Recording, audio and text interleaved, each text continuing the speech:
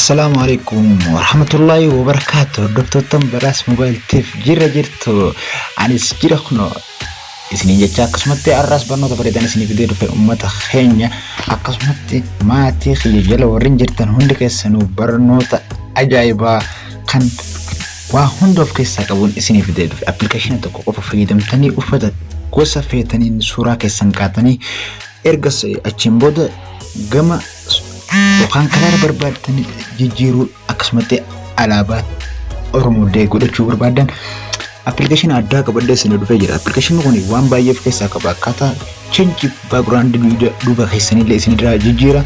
Kana malees uffata keessan design addaatiin gosa feetan kaachuu dandeessan. Application kana isin barsiisuu deema. Osoo gama barnootaatti hin dabarreen duraan dursitanii warreen channel Beras Mobile TV haaraa taatan akkasumas subscribe, like, share, comment godhuu hin dagatinaa. Yoon barnoonni keenya isinitti tole commentii nu barreessuu hin dagatinaa. Akkasumatti like, share godhuullee hin dagatinaa. Beras Mobile TV'n subscribe godhaa. Jajjabeessaa afeerraa keessan isiniif afeereetiin jira jechuudha. Beras Mobile TV'n filannaa keessan haa ta'u isiniin jira. Asumaan gama barnootaatti dabala. Dufnee application kun isa kameettanii kan yaaddawtan isin agarsiisa.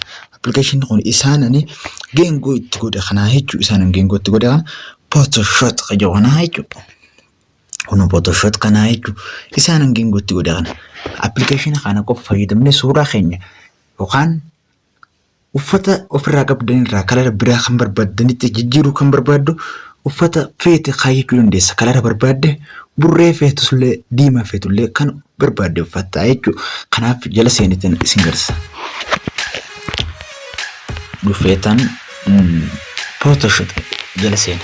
Kun yeroo akkatti jala seeni anuma hojii daawwadhaan isiniin jira. Akkanatti jira. Kanaaf iddoo kana isiniif qaba. Iddoo kana tuunee footoo tolchuu barbaanne san itti finnaa jechuudha. Footoo tolchuu barbaanne san itti finnaa. Tuqeetan jira. Karaas amma footoo sanaan filadde tana filaddee footoo tokko filaddeetan dhufa jechuudha. Kun footoo na filaddee isa kana jechuudha. Footoo kana filaddee ammallee iddoon isin tuquu qabdan iddoo kana. Iddoo closes jedhu ni agartan. Closes iddoo jedhu kana. Iddoon an xiyya isinitti qabu iddoo closes jedhu. Isa kanaan cuqqaasa. Haalaan hordofaa barnootaan isin barsiisu waan kijibaa irratti kan hundaa'e osoo hin ta'in waan dhugaa waan jiru irratti kan hundaa'e jechuudha. Closes kajoo kana tuqeen isin garsa iddoo mallattoo kootii yookaan shurraa bifirraa qabu kana. Kun kan ittiin cuqqaase akkuma isin argaa jirtan beeksisa hordofaa beeksisa kana obsanii gadda. Kun close iddoo yoo sadootan achiin booda akkana godheetiin dabarsa. Akkana godhee erga nu dabarseen booda eeggadhaatti godhe isiniif dhufa obsaan eeggadhaan isiniin jaa. Kun akkanatti nu dabarsaa jechuudha. Kanaaf iddoon isin dagachuu hin qabne xiyya kana. Bakka nan xiyya isinitti qabu xiyya laleema. Xiyya kana bakka xiyya kanatti yookaan sarara kanas deemu kana yeroo tokko yoo as qabnee kanatti muraasni baay'ee addaata suuraan kun.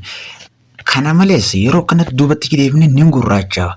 Mee duubarratti as deebisee isin agarsiisu akkasumatti xumuratti illee as fixee haalaan hordofa.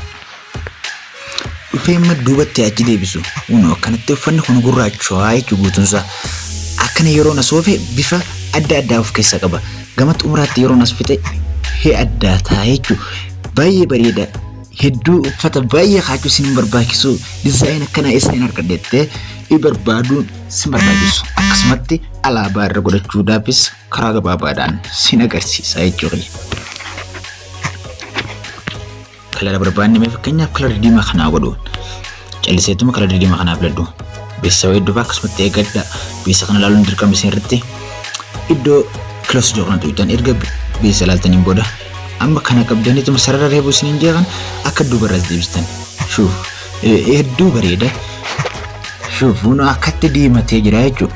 Kanaaf akkama ilaalaa agaraa jirtan kanatti yeroo akkatti xumuraas fiddan bifa diimaa of keessaa qabu kan gurraacha isin garsiisa. Yeroo kanatti xumuratti as fiddan hee addaata. Walakkatti yeroo deebiftan diimaa haalaan bareedu ta'a jechuudha. Mee dhufee calliseetuma ammallee kalara biraa filadhu. Kalara calliseetuma mee kalara kanaa filadhu. Kun bisa idufad akkuma isin inje bisa kana eedani chimboro iddo close yookaan right gootan. Kun kana dhufee jira. Akkuma argaa jirtan kalara fedhe kanin barbaade rankachaa jira. Akkana xumura yeroo fixan kalara adiidha jechuudha. Yeroo walakkatti as deebistanii dhaabdan kalara isin barbaadanii irra dhawatan san isin fita. Akkasumatti mee kan itti aanu kanas akkuma argaa jirtan isin agarsiisuuf malee waan itti fayyadamee beektu akka waan dhugaa irratti hundaa'e akkuma isin hin jechuu barnoonni qiyya.